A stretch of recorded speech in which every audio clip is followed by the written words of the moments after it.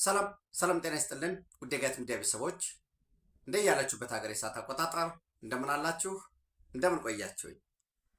ዕለተ ሰኞ ጥር 6 2018 በኢትዮጵያ የዘመን አቆጣጠር ጃንዋሪ 14 2026 በግሪጎሪያን ካሌንደር የጋት ውሎ አጫጭር መረጃዎችን ከዚህ እንደሚከተለው ወደ እናንተ አድርሳለሁ። ወደ ስቱዲዮአችን ተመልሰናል። ጅማ የነበረኝ ቆይታ በራሱን የቻለ ሌላ ፕሮግራም የሚጠይቅ ነው። ጅማ ነበርኩ ብዬ ነግሬያቸዋለሁኝ። ጅማን ከአንድ ሁለት ጊዜ አውቀው ነበረ። እንግዲህ ተወላጆቹ በተለይ ቆየት ያለ ሚሞሪ ያላቸው ጅማ ሰው ሲሞት ሰው እንደሚሞተው ከተማም ይሞታል። ከተማ ለመሞቱ ዋነኛ ማሳያ ጅማ ነች የሚሉ ሽማግሌዎች ይናገሩ ነበር። ከ6 ዓመት በፊት ጅማን አውቀዋለሁኝ። ከዛም በፊት ደግሞ 2002-2003 አውቀዋለሁ ጅማ። አሁን ኮምፕሌትሊ የሄድኩበት ጅማ እጅግ የተለየ ነው። ሰዎችን የስልጡን ፖለቲካ ሴንተር ፎር ሪስፖንሲብል ፒስፉል ፖለቲክስ የሚል ማዕከል ባዘጋጀው የአሰባሳቢ ትርክት ግንባታ ላይ ለመሳተፍ በዛ መድረክ ላይ ለመሳተፍ ነው የሄድኩት። የተለያዩ ሰዎች ከአራቱም የኢትዮጵያ ማዕዘን የዩኒቨርሲቲ ምሁራን፣ የሀገር ሽማግሌዎች፣ የቀድሞ በሰራዊቱ አባልነት አገልግለው በጡረታ የተሰናበቱ የሚዲያ ኮንቴንት ክሬተሮች፣ የህዝብ ሚዲያ ጋዜጠኞች፣ ኤንዌይስ የተፎካካሪ ፓርቲዎች መገንጠልን ከሚያቀነቅነው እስከ አንዲት ኢትዮጵያ እስከሚለው ድረስ የተሳተፉበት እኔ በህይወቴ በቃ እንደዚህ ነው የሀገር ችግር የሚፈታ። ሁሉም የተለያየ ሀሳቡን ያቀርባል፣ ውይይት ይደረግበታል። በዛም የጅማ ዲክላሬሽን ወይም የጅማ ስምምነት ፕሮቶኮልም ሊባል ይችላል ተሰብሳቢያን ያወጣበት ሁኔታ አለ እና በራሱ እናየዋለን። ዞሮ ዞሮ ከጅማ በጣም በሰላም ተመልሻለሁኝ። አንድ ሽማግሌ ጠይቂያቸው ነበረ። እኔ ከዚህ በፊት ከተማ እንደሚሞት ጅማ ማሳያ ነው የሚል ሰዎች እንደዚህ ብለው ነበረ። አወይቱ አካባቢ ቤተሰብ የሚባል ሆቴል ነበረ፣ እዛ ነበር ያረፉት እና አንድ ሽማግሌ ምሽት ላይ እንደዛ ብለው ነበረ ስላቸው፣ አይ ካገኘኸው አሉ። እንደዛ ያሉን ሽማግሌ ደግሞ ካየኸው በእምነት ትንሣኤ እንዳለው ሁሉ ከተማም ሲሞት ይነሳል እና ከተማ ሞቶ እንደሚነሳ ጅማ ማሳያ ነች ብለው ያስቀምጣል። በጣም በከፍተኛ ደረጃ ግንባታዎች እየተፋጠኑ ነው። የከተማዋን ንጽህና ለማስጠበቅ አሽከርካሪዎችንም ጠይቄያለሁ። በጣም ተስፋ አለን። ጸጥታና ደህንነቱ የተረጋገጠ ነው። ከዚህ በፊት የጅማ ባለሀብቶች ገንዘብ ሲያገኙ ገንዘባቸውን ይዘው ወደ አዲስ አበባ ነበር የሚሮጡት። አሁን ደግሞ ተገልብጦ ከአዲስ አበባ ወደ አዲስ አበባ የሄዱ ባለሀብቶች ጅማ ተመልሰው ከመጡ በኋላ ቦታ ተቀብሎ ትልልቅ ህንፃ ለመገንባት የአገልግሎት ህንፃ፣ ማኒፋክቸሪንግ፣ አግሮ ኢንዱስትሪ ላይ በጣም ያለው ውድድር ፉክክር ቀላል አይምሰልህ። ጅማ የእውነት የብዝሃነት ከተማ ነች። የሆነ ወቅት ላይ እንደ መጀመሪያ አካባቢ ችግር ነበረ። አሁን ግን ማን ነው ወዴት ነው የሚጠይቅ የለም። ለዚህም የዞኑ አስተዳደር፣ የከተማው አስተዳደር፣ የጅማ ዙሪያ ወረዳ አስተዳደር በሙሉ ተቀናጅተው ተናበው ነው የሚሰሩት በሚል ያቀረቡት አለ። እኔ ስለ ጅማ እንግዲህ ኦፍኮርስ ፕሮግራም ይዣለሁ፣ ተመልሼ ሄጄ የማየው ይሆናል። ጅማን ፕሮሚስ አድርጌ ነበር። አንዳንድ ልማቶችን ላይቭ አሳያችኋለሁ ብዬ ነበር። ያው በጣም ሄክቲክ የሆነ ስኬጁልም ስለነበረ በዛ ምክንያት ነው። ይህም ብዬ በትናንትናው ዕለት እንደተከታተላችሁት በተለያዩ የሶሻል ሚዲያዎች ላይ የኢትዮጵያ የብሔራዊ ደህንነት እና መረጃ አገልግሎት ዋና ዳይሬክተር ክቡር አምባሳደር ሬድዋን ሁሴን ሶማሊያ ሞቃዲሾ ነበሩ።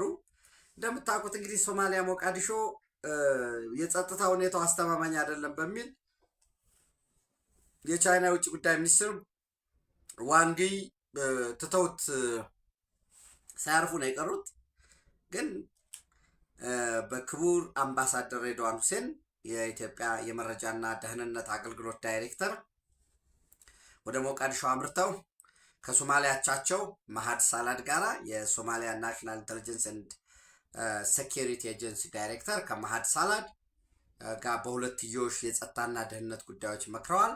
በተመሳሳይ በዝግ በተካሄደ ስብሰባ ቪላ ሶማሊያ ወይንም የሶማሊያ ፕሬዚደንት ፓላስ በመገኘት ቤተ መንግስት በመገኘት ከሶማሊያ ፌዴራል መንግስት ፕሬዚደንት ሀሰን ሼክ መሐመድ ጋር በሁለትዮሽ እና በቀጠናዊ ጉዳዮች ላይ መክረዋል። ያው አጀንዳው እሱ ነው ሊሆን የሚችለው፣ ግን በዝግ ስለተደረገ ስብሰባው ላይ ይሄ ነው አጀንዳ የተነሳ የሚል የለም። ጋርዌም፣ ሂራን ኦንላይን፣ ሶማሌ ጋርዲያን እነዚህን ለማንበብ ሞክሬያለሁ። አጠቃላይ ውይይቱ ግን በሁለትዮሽ ጉዳዮች በተለይ እስራኤል ለሶማሌላንድ እውቅና መስጠቷን ተከትሎ የሶማሊያ ከፍተኛ ባለስልጣናት ፕሬዚዳንቱን ጨምሮ የኢትዮጵያ አቋም ምን እንደሆነ በግልጽ ማወቅ ይፈልጋሉ። ከዛም ባለፈ ኢትዮጵያ እንድታወግዝ ይፈልጋሉ። ኢትዮጵያ ደግሞ የመጀመሪያ ነገር ሀገራት እውቅና መስጠት ሉዓላዊ መብታቸውን ከአጭርም ይሁን ከመካከለኛ ከረዥም ጊዜ አስበው ሀገራት እውቅና ለሆነ ሀገር ይሰጣሉ። የሰጡትን እውቅና ደግሞ ይነሳሉ። አሜሪካ ለቻይና ሰጣ የነበረውን እውቅና አንስታለች። በምትኩ ለቻይና ዲሞክራቲክ ሪፐብሊክ በሚል ታይዋን እውቅና አግኝታ ነበር። ቻይና ፒፕል ሪፐብሊክ ዋናው በኋላ ላይ በዩናይትድ ኔሽን ጀነራል አሰምብሊ በወሰነው ውሳኔ የተመለሰው ማለት ነው። 2758 እውቅና ያገኘችበት ታይዋንም ወይንም ሪፐብሊክ ኦፍ ቻይና በሚል ታይዋን ያገኘው እንግዲህ ከዛ በኋላ በተባበሩት መንግስታት ጠቅላላ ጉባኤ አልተሳተፈም፣ ተሳትፎ ነበረ። ኢትዮጵያ ግን በጥልቀት እያሰበች እያጠናችው እንደሆነ ዞሮ ግን የእስራኤል ለሶማሌላንድ የሰጠችው እውቅና በራሱ በውይይትም በዓለም አቀፍ ሕግም በትብብርም የሚፈታ እንጂ ሌሎች ፍላጎት ያላቸውን ኃይሎች ወደ ቀይ ባህር ቀጠና በመሳብ ለግጭት ለጦርነት ምንጭ ሊሆን አይገባም። ሶማሊያ ከዩናይትድ አረብ ኤሚሬት ጋር ያላትንም ቅራኔዎችንም ኢትዮጵያ ለማሸማገል በውይይት እንዲፈታ ለማመቻቸት ፍላጎት እንዳላት እንደሚገለጥ ያው ተስፋ እናደርጋለን። ኦብቪየስሊ ወቅታዊ የኃይል አሰላለፍ የፖለቲካ ሽኩቻዎችን ስናይ ጉዳዮች እነዚህ ናቸው ሊሆኑ የሚችሉት። በተመሳሳይ በዛሬው ዕለት የኢፌዴሪ የውጭ ጉዳይ ሚኒስትር ጌዲዮን ጢሞቴዎስ የመሩት ከፍተኛ የመንግስት የልኡካን ቡድን የውሃና ኤነርጂ ሚኒስትሩ ዶክተር ኢንጂነር ሀብታሙ ኢተፋ የተሳተፉበት ወደ ደቡብ ሱዳን ጁባ አቅንቷል። በዛም የልኡካን ቡድኑ ጁባ ሲደርስ የደቡብ ሱዳን የውጭ ጉዳይና ዓለም አቀፍ ትብብር ሚኒስትር ሞንዴ ሰማያ ኩምባ ተቀብለው በሁለትዮሽ በቀጠናዊና በአህጉራዊ ጉዳዮች ዙሪያ እንደመከሩ፣ በተመሳሳይ ከደቡብ ሱዳን የውጭ ጉዳይና ዓለም አቀፍ ትብብር ሚኒስትር ሞንዴ ሰማያ ኩምባ ጋር የነበራቸውን ግንኙነት ውይይት ሁለትዮሽና የሁለትዮሽ ውይይት ካጠናቀቁ በኋላ ወደ ፕሬዝደንት ጽህፈት ቤት በማምራት ከደቡብ ሱዳን ፕሬዝደንት የተከበሩ ሳልቫኪር ማያርዲት ጋራ ውይይት እንዳደረጉ በውይይታቸውም የክቡር ጠቅላይ ሚኒስትር ዶክተር አብይ አህመድ መልእክትን ለፕሬዝደንት ሳልቫኪር ማያርዲት እንደሰጡ የደቡብ ሱዳን የፕሬዝደንት ጽህፈት ቤት የዘገበበት ሁኔታ አለ። እንግዲህ ኦፊስ ኦፍ ዘ ፕሬዝደንት የሚል ገጹን አይታችሁ ከሆነ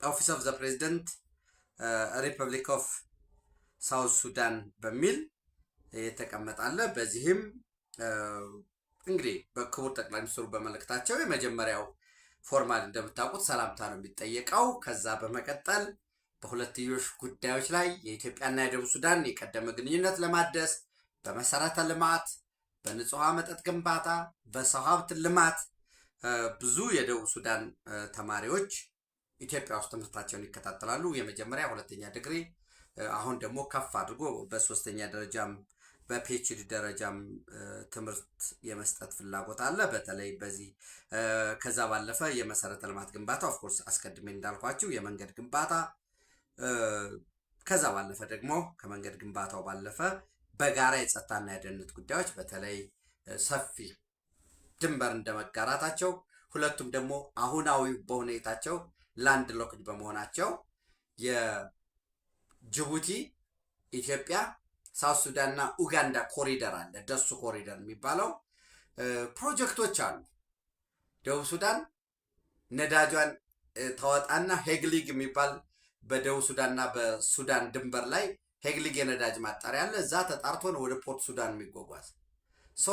በኢትዮጵያ በኩል መስመር የመዘርጋት የቆየ ፕላን አለ። ያም ባለፈ ዛሬ ደቡብ ሱዳን ከኢትዮጵያ አኳያ ስትታይ ደብል ላንድ ሎክድ ከንትሪ ነች። እሷ ዝግ ነች፣ ጎረቤቷ ደግሞ ዝግ ነች። ኢትዮጵያ የባህር በር ብታገኝ እንደ ማንኛውም ዛሬ ደቡብ ሱዳን የኬንያን ትጠቀማለች። የበርበራን የመጠቀም እቅድ አለ። በርበራ ኢትዮጵያ፣ ሳውት ሱዳን፣ ኡጋንዳ የሚሆነው ማለት ነው። የጅቡቲ ኢትዮጵያ፣ ሳውት ሱዳን፣ ኡጋንዳ የማሳለፍ ወደ ሩዋንዳ፣ ብሩንዲ አልፎ እስከ አትላንቲክ ኦሽን ድረስ የመዘርጋት አለ። የኢትዮጵያ ደግሞ እስከ ጋምቤላ በፈጣን ባቡር በሃይዌይ በዚህ ኤክስፕረስ ወይ በፈጣን መንገድ የደረቅ ወደብን ያካተተ ካርጎ ጭነት ያለው ዘመናዊ የአውሮፕላን ማረፊያም ገንብቶ ከጋምቤላ በኋላ ደግሞ የባሮን ወንዝ በመጠቀም በተወሰነ መጠን የማስተካከያ ስራ ከተሰራለት ሰፊ ለጥ ያለ መሬት ላይ ስለሚፈስ ግራና ቀኝና የማስተካከያ ስራ ከተሰራለት በበጋ ወቅት በኢትዮጵያ በጋ መጠኑ ውሃው ይቀንሳል እንጂ ከአመት እስከ አመት የመርከብ ትራንስፖርት የውሃ ትራንስፖርት ማድረግ ይቻላል። ይህንን የተቀናጀ መስራት በእኛ ዘመን ሊሞከር ይችላል። በእኛ ዘመን ንድፉ ዲዛይኑ ሊያልቅ ይችላል። ቀጣዩ ደግሞ ትውልድ ደግሞ በጋራ መሰረት የሚጣለው ዛሬ ነው እና በዚህ ጉዳይ እንደሚመክሩ ይጠበቃል። ዋነኛው የቀይ ባህር ቀጠና ፖለቲካ ነው።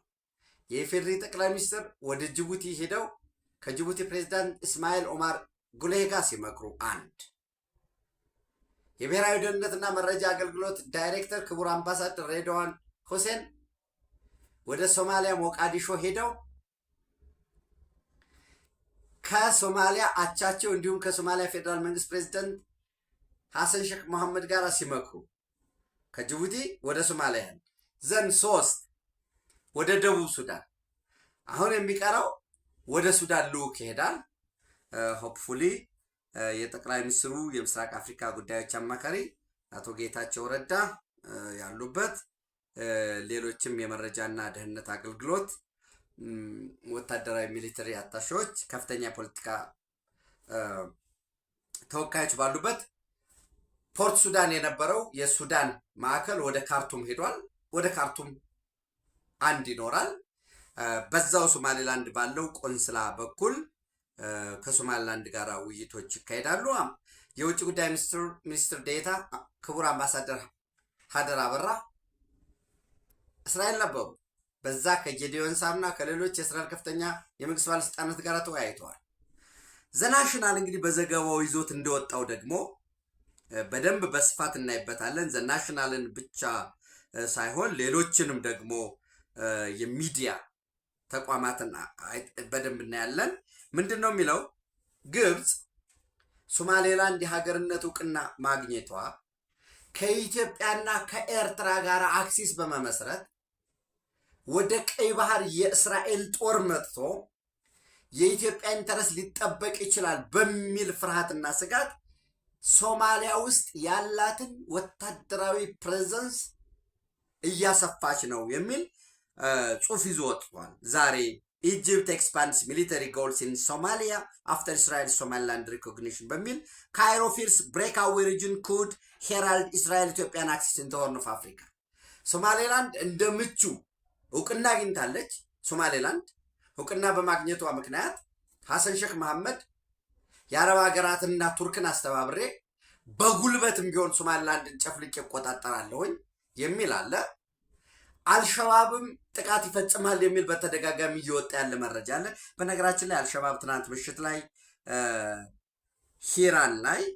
ሂራን የሚባል አንድ ግዛት ነው። በዛ አንድ ከተማ አለች። የኢትዮጵያ መከላከያ ሰራዊት በከፍተኛ መስዋዕትነት ከፍሎ ተቆጣጥሯት የነበረች በለደወይን የምትባል ከተማ፣ እዛ ከተማ ላይ በሞርታር የታገዘ ከፍተኛ ውጊያ አድርጓል። አልሸባብ ሶማሌላንድ ላይ ጥቃት ሊፈጽም ይችላል የሚል ስጋት አለ። አንድ የየመኑ ሀውቲ ሰንዓ ላይ ያለው ከኢራን ጋር ግንኙነት ያለው የእስራኤል የሚሊተሪ አፓራተስ ወይም ሚሊተሪ ቤዝ የትኛውም ሶማሌላንድ ላይ እስተብልሽ ቢደረግ ፕሬዘንስ ካለው ጥቃት ፈጽማለሁ ብሏል። ሁለት አልሸባብን አንድ ራሱ የሶማሊያ ፌዴራል መንግስት የኪንግደም ኦፍ ሳውዲ አረቢያ የሳውዲ አረቢያ መንግስት በተመሳሳይ በነገራችን ላይ በዛሬው ዕለት የሶማሊያ ፌዴራል መንግስት ፕሬዚደንት ሐሰን ሼክ መሐመድ ወደ ጅዳ አምርቷል። እንግዲህ በዚህ በጅዳ ቆይታው ከልዑል አልጋ ወራሹ ጋራ መሐመድ ቢን ሰልማን ጋር እንደሚመክር ይጠበቃል። በተደጋጋሚ መሐመድ ቢን ሰልማን መግለጫ ሲያወጣ ነበር። ያው አዳምጣችሁታል ብዬ ተስፋ አደርጋለሁኝ። ሪያድ ትርዳን የደቡብ የመን ተገንጣዩን ሳውዘር ትራንዚሽን ካውንስልን እርምጃ በመውሰድ የየመንን አንድነት እንዳስጠበቀችው በቀይ ባህር ቀጠና ልዩ ፍላጎት አላት፣ አጋራችን ነች። ቀጥታ ወታደራዊ ድጋፍ በማድረግ ሚሊተሪ ኢንተርቬንሽን በመፈጸም የሶማሊያን አንድነት ልታስጠብቅ ይገባል የሚል ጥሪ አድርገው ነበር። ያን ጥሪ ደግሞ እንደምታውቁት የሶማሊላንድ መንግስት የሶማሊላንድ ሪፐብሊክ እውቅና አግኝቷል፣ ህጋዊ እውቅና አግኝቷል፣ ከእስራኤል እውቅና አግኝቷል። ፍጹም ተቀባይነት የሌለው በተባበሩት መንግስታት ድርጅት የመመስረቻ ሰነድ አንቀጽ 2 ንዑስ አንቀጽ 4 መሰረትም በአፍሪካ ህብረትም በቀጠናዊም ተቋማትም በተለመደው ከስተመሪም ሌላ ሀገርን በመጋበዝ በሌላ ሀገር ላይ የተቀናጀ ወረራ ማድረግ ፍጹም ተቀባይነት የሌለው ስለሆነ ከዚያ አግባብ መቆጠብ አለበት ብሏል። ሶማሌላንድ ጥቃት ቢፈጸምባት እስራኤል ዝም ብላ ልትተዋት አትችልም። ኢትዮጵያ ዝም ብላ ልትተዋት አትችልም። የመጀመሪያ ነገር ሶማሌላንድ ላይ የኢትዮጵያ ፍላጎት በየትኛው መንገድ ግጭት እንዳይፈጠር ነው። አንዴ ግጭት ከተፈጠረ እሳት ከተጫረ በኋላ ማንን እንደሚያቃጥል ማንን እንደሚተው አይታወቅም። ተመሳሳይ ህዝብ እንጋራለን፣ ተመሳሳይ ባህል፣ ተመሳሳይ ቋንቋ፣ ምንም መለየት የማትችለው። ስለዚህ እዛው አካባቢ ላይ የጎሳ ግጭት ሊያመጣ ይችላል። እዛው አካባቢ ላይ የምስራቅ አፍሪካን የአፍሪካ ቀንድን ወደ ፕሮክሲ ዋር ሊያመራ ይችላል። የኢትዮጵያ አንደኛ ሰፊ ጥረት፣ ሰፊ ዲፕሎማሲ፣ ሰፊ ትብብር የአፍሪካ ጉዳይ በአፍሪካ ማዕቀፍ ይፈታል። ሶማሌላንድ እውቅና አግኝቷል። እስራኤል እውቅና ሰጥቶታል። እስራኤል የሰጠው እውቅና በእስራኤል ብሔራዊ ጥቅምና በእስራኤል የመንግስትነት ስልጣን ውስጥ ነው የሚያርፍ። እስራኤል እውቅና መስጠቷ ትክክል አይደለም ልንል አንችልም። እስራኤሎች ካላቸው ብሔራዊ ጥቅም ካላቸው ኢንተረስ በቀጠናው በእነሱ ነው የሚታየው። የእኛስ እንደ ኢትዮጵያ የሶማሊላንድ እውቅና ማግኘትስ ከራሳችን ብሔራዊ ጥቅም ከራሳችን የአጭር የመካከለኛና የረዥም ጊዜ ፍላጎት አንጻር ከባህር በሩ ከቀጠናውም ሰላምና ደህንነት ሌላ አዲስ ሽብርተኝነትን ያዋልዳል። ከምንፈልገው ቀጠናዊ ሄጅሞኒ የመሆን ከዚህ አንጻር እንገመግመዋለን፣ በጥልቀት እናጠናዋለን። አሁን ላይ ያለነው ስትራቴጂክ አምቢጊቲ ላይ ነው። በጣም የሚመች ፖሊሲ ነው አሁን ያለን። ደቡብ ሱዳን እውቅና ይሰጣል በሚል በተደጋጋሚ እንግዲህ ከዚህ በፊትም ለእናንተ ነግሬያቸዋለሁ። በተባበሩት መንግስታት ድርጅት የእስራኤል አምባሳደር ዳኒ ዳኖን ኒውዮርክ ውስጥ የሚገኘውን የደቡብ ሱዳን ኤምባሲ የዲፕሎማቲክ ስታፍ አግኝቻቸዋል። እውቅና እንሰጣለን ብለውኛል ብሎ ተናግሯል። እስራኤል እየሰራበት ነው። ህንድ እውቅና እንደሚሰጥ ይነገራል። መቼ ሌላ ጉዳይ ነው። ኢትዮጵያ እውቅና ትሰጣለች ወይ አትሰጥም ወይ በራሱ ማዕቀፍ የሚታይ ነው። እስከዚያ ግን በቀጠናው ላይ ወደ ግጭት እንዳይገባ መሰራት አለበት። ኢትዮጵያ ደግሞ የቀይ ባህር ፍላጎት አለ። ያ ግጭት ተራዛሚ እንዲሆን በኢትዮጵያ ውስጥ ጉዳይ በመግባት የጦር መሳሪያ በመርዳት አጀንዳ በመቅረጽ የፖለቲካ ድጋፍ በማድረግ የኢትዮጵያ ተፋላሚ ተዋጊዎች ኢትዮጵያን ፓስፖርት የኤርትራን ፓስፖርት በመስጠት ኢትዮጵያን እንዲወጉ እንደ ልብ እንዲንቀሳቀሱ በማመቻቸት በጣም ብዙ ጉዳዮች አሉ። እንግዲህ ከቀይ ባህር ጉዳይም ጋራ አብሮ ተያይዞ ኢሳያስ ላይ ሻዕቢያ ላይ በሚወሰደው እርምጃ ዙሪያ በሚኖረው ትብብር የሀገራትም ወሳኝ ጉዳይ ነው። በዚህ ረገድ በነገራችን ላይ በቅርቡ ዛሬ 14 ነው እንዳልኳችሁ። እንግዲህ ማክሲመም በዚህ 2 ሳምንት ውስጥ የአሜሪካ ምክትል የውጭ ጉዳይ ሚኒስትር ክሪስቶፈር ላንዱ ማርች 25 ነው ምክትል የውጭ ጉዳይ ሚኒስትር ሆነው የተሾሙት ወደ ኢትዮጵያ እንደሚመጡ ይጠበቃል። ኢትዮጵያን፣ ጅቡቲንና ኬንያን ይጎበኛሉ። ቆይታ ይኖራቸዋል። ኢትዮጵያ እንግዲህ አሁን ባለው የቀይ ባህር ጉዳይ፣ የሶማሊላንድ ጉዳይ እዛው ከእስራኤል ጋር ስለሚያያዝ የኢትዮጵያ የቀይ ባህር ፍላጎት የአሰብ ጉዳይ በተመሳሳይ ወሳኝ የሆነው በተለይ ለኃይል መሰረተ ልማት የሆነው ነዳጅ የሚተላለፍበት የቀይ ባህር መስመር ነፃና ሰላምና ደህንነቱ የተረጋገጠ ማድረግ በሚቻልበት ሁኔታ እኚህ የአሜሪካ ምክትል የውጭ ጉዳይ ሚኒስትር ክሪስቶፈር ላንድ ከኢትዮጵያ አቻቸው ከኢትዮጵያ ጠቅላይ ሚኒስትር ከሚመለከታቸው የጸጥታና ደህንነት ባለስልጣናት ጋር እንደሚመክሩ ይጠበቃል። የኃይል አስተላልፉ እንግዲህ የህንድ ጠቅላይ ሚኒስትር ናሬንድራ ሞዲ ኢትዮጵያ ነበሩ። የቻይና የውጭ ጉዳይ ሚኒስትር ዋንግ ኢትዮጵያ ነበሩ። የሶማሊያ ጉዳይ አለ፣ የእስራኤል ጉዳይ አለ። እነዚህ ሁሉ በሙሉ በማስተሳሰብ ኢትዮጵያ በቀይ ባህር ላይ ያላትን ታሪካዊ፣ ተፈጥሯዊ፣ በብሔራዊ ጥቅም፣ በኢኮኖሚ አንጻር በሌሎችም ልንተነተናቸው የምንችለውን ዛሬ በመጪዎቹ ጥቂት ጊዜያት ለማስጠበቅ ጥረቶች ይደረጋሉ። የፖለቲካ ድጋፎች እየተገኙ ነው። አይ ቲንክ የቀናት የወራት ጉዳይ እየሆነ ነው ያለው። ሌላው እንግዲህ የሶማሊያ መንግስት እንደምታውቁት ከዩናይትድ አረብ ኤሚሬት ጋር በተለይ ከዚህ በሳውዘርን ትራንዚሽን ካውንስል ሶማሊያ አስመልጣለች። ከኤደን ከደቡብ ሱዳን ከደቡብ የመን ዋና መቀመጫ በነበረው ለድርድር ወደ ጅዳ ሄዳለሁ ብሎ የሳውዘርን ትራንዚሽን ካውንስሉ አይዳሩስ አልዙበይዲ ወደዛ ሄዳል ተብሎ ሲጠበቅ፣ ነገር ግን በጀልባ ወደ በርበራ ከመጣ በኋላ በበርበራ አድርጎ ከበርበራ ደግሞ የዩናይትድ አረብ ኤሚሬት ወታደራዊ አውሮፕላኖችን በመጠቀም ወደ ሞቃዲሾ ከሄደ በኋላ ዘንድ ከሞቃዲሾ ወደ ሳውዲ አረቢያ ውስጥ ባለ በአንድ ወታደራዊ ጣቢያ አልፏል። ይሄ ደግሞ የሆነው እኛ በቅንነት ከዩናይትድ አረብ ኤሚሬት ጋር በሁለትዮሽ ጥቅም በቅንነት ብንሰራም በራሳችን ሉዓላዊ ግዛት ውስጥ ስመግል አድርገዋል። ምንድን ነው የደቡብ ሱዳንን እንድትገነጠል የሚፈልግን አገነስ ዘ ኢንተረስት ኦፍ ሳውዲ አረቢያ የሆነን ኃይል ስመግል አድርገዋል። ከዛም ደግሞ ይቆያል። ኢትዮጵያ ጃንዋሪ 1 2024 ላይ የተፈራረመችውን ከሶማሌላንድ ጋር ኤምኦዩ ፋሲሊቴት ያደረገችው የይነች የሚል ሰፊ ትንተናዎች ነበሩ በልሂቃን በኩል። አሁንም እስራኤል እውቅና እንድትሰጥ የመጀመሪያው የተባበሩት መንግስታት ድርጅት የዩኤን ሲት ያላት ሀገር እውቅና እንድትሰጥ በማድረግ የዩኤኢ ሮል ከፍተኛ ነው በሚል እንግዲህ በጣም ከፍተኛ ከመካረርን ባለፈ በየትኛውም አይነት የሁለትዮሽ ትብብር በነበረን በወታደራዊ፣ በጸጥታ፣ በደህንነት፣ በወደብ ልማት፣ በቀጥታ የበጀት ድጋፍና በየትኛውም መንገድ ከዩናይትድ አረብ ኤሚሬት ጋር የነበረን ግንኙነት አቋርጠናል በሚል ቪላ ሶማሊያ ጽሑፍ አውጥቶ ነበር። ይሄን ተከትሎ እንግዲህ ዩናይትድ አረብ ኤሚሬት ከቦሳሶ ለቃ እየወጣች ነው። ቦሳሶ ፑንትላንድ ውስጥ የሚገኝ ወደብ ነው።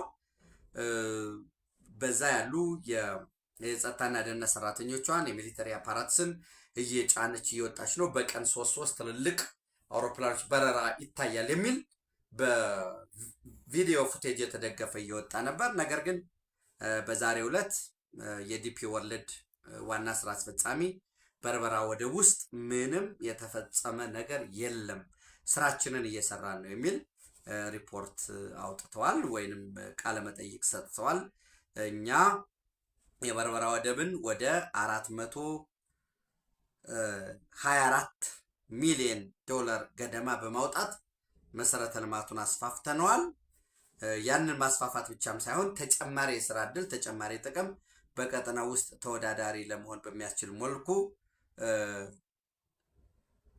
ውጤት ለማምጣት እየሰራን ነው። ነገር ግን አሁን የሶማሊያ መንግስት ከዩናይትድ አረብ ኤሚሬት ጋር ያለው የፖለቲካ ጉዳይ ከእኛ እንደ ቢዝነስ ተቋም ከዲፒ ወርልድ ጋር የሚያገናኘው ነገር የለም፣ ስራችንን እየሰራን ነው በሚል የቀረበ ጉዳይ አለ። እንግዲህ ሶማሌላንድ ይህንን በርበራን፣ ኪስማዮ፣ ሞቃዲሾን፣ ሁሉንም ቦሳሶን በቃ በሶማሊያ ራሱ ሶማሌላንድንም የሶማሊያ ግዛት ነች ብለው ስለሚያስቡ አቁመናል ሲሉ ሶማሌላንድ በማይመለከታቸው ጉዳይ ነው ዲፒ ወርልድ የሚሆን ማንም ውል መያዝ የሚችለው ከኔ ጋር እንጂ ባልሰጠው ጉዳይ ምንም ማድረግ አይችልም። እንደዛ ከሆነ ማኛ ሶማሊያ ከቻይና ጋር ያላትን ውል እንድታቋርጥ ማለት እንችላለን ወይ የሚል ቀልድ የሚመስል አስተያየት ሰጥተዋል። በተመሳሳይ የፑንትላንድ እና የጁባላንድ የፌዴራል መንግስቱ አካል የሆኑ ክልሎች በፍጹም የሶማሊያ ፌዴራል መንግስት ፕሬዚደንት ሐሰን ሼክ መሐመድ ወይንም የፌዴራል መንግስቱ ይህን አይነት ውሳኔ ማሳለፍ አይችልም። ምክንያቱም የወደብ ላንብብላችሁ ሞቃዲሾ ላክስ the legal authority to halt or cancel agreements they say were lawfully concluded directly between regional authorities and UA። እኛ ለምሳሌ የፑንትላንድ የቦሳሶ ወደብን የመጠቀም የማልማት አገልግሎት የመስጠትን የፌዴራል መንግስቱ አይደለም ውል የያዘው፣ እኛ ነን ውል የሰጠ ነው። ሜጀር ደግሞ ኢንካም እርን የምናደርግ ከዚህ ነው። በወደብም ዋነኛ ተጠቃሚ ዩኤኢ ነው፣ ኤሚሬትስ ነው። ይህ በሌለበት ሁኔታ የክልሎች ከፍተኛ ገቢ በተመሳሳይ ኪስማዩ የጁባላንድ ዋና መቀመጫ ወደብ ያለበት ትልቅ ወደብ የሚባለው ነው እና እንግዲህ ገቨርንመንት port development, security cooperation and investment projects fall under the constitutional powers of regional administration, describing them as vital source of local revenue ያልኳቸው ማለት ወሳኝ የሆነ የክልሎች ገቢ ይሄ ነው። ጸጥታን በተመለከተ፣ ደህንነትን በተመለከተ፣ የወደብ ልማትን፣ የወደብ ስምምነትን የተስማማ ነው እኛ ነን። ይህንን ደግሞ ዩናይትድ አረብ ኤሚሬት ትቁም እንድትወጣ የሚለው ውሳኔ ፍጹም ተቀባይነት የለውም በሚል ይዘውት የወጣለ። ኦፍኮርስ በዛሬው ዕለት የሶማሊያ ፕሬዝዳንት የተናገሩትን ትናንት ያደረጉትን ንግግር በቴሌቪዥን ያስተላለፉትን መልእክት በዛሬው ዕለት ሂራን ኦንላይን፣ ጋርዌ ኦንላይን ይዞ ይወጣዋል። ሶማሌ ፕሬዝዳንት ዲፌንስ ካንስሌሽን ኦፍ ዩናይትድ አረብ ኤሚሬትስ ዲልስ ሳይቲንግ ሶቨርኒቲ ኮንሰርን። እኛ በፈቃድ በአትሞስት ጉድ ፌዝ በመተማመን ደረጃ ይህንን ብናደርግም እነሱ ግን በሉዓላዊ ግዛታችን ውስጥ ስመግል አድርገዋል። ማለት ደቡብ የመንን ሊያፈርስ የሚችል ሰው ወደ ድርድር መሄድ የነበረበትን ይህንን ስመግል አድርገዋል። መብት አለኝ በሚል የተፈጠራል። እንግዲህ ይሄ መልሶ ፑንትላንድ በተለይ የፑንትላንድ ማሪን ፖሊስ የሚባለው በጣም ፑንትላንድ ላይ የአሳ የሚያጠምዱ የቻይና ጀልባዎች ምናምን ይዘርፋሉ። ፔሬት ለነዛ ስልጠናም ጥቅማጥቅም ትጥቅም መሳሪያም በሙሉ በማቅረብ ዩናይትድ አረብ ኤሚሬቶች የሚደግፋቸው። የቦሳሶን ወደብ ስትጠቀም ከፍተኛ ትርፍ አለው። ቦሳሶ ላይ አውሮፕላኖች ሲያርፉ ሲነሱ የሚገኝ ጥቅም አለ። በአብዛኛው ደግሞ ዩናይትድ አረብ ኤሚሬትስ ሚሊተሪ አፓራትስ የሚጠቀመው ነው። ይሄ ራሱን ሶማሊያ ውስጥ ከፍተኛ ጫና ሊያመጣ ይችላል። እንግዲህ የገንዘብም የዩናይትድ አረብ ኤሚሬትስ በስልጠናም በቀጥታ የበጀት ድጋፍም በተለይ ለጸጥታ ሰራተኞች ደሞዝ በመክፈልም ያ የሚፈጥረውን ክፍተት ለመሸፈን ይመስለኛል እንግዲህ ሐሰን ሼክ መሐመድ ወደ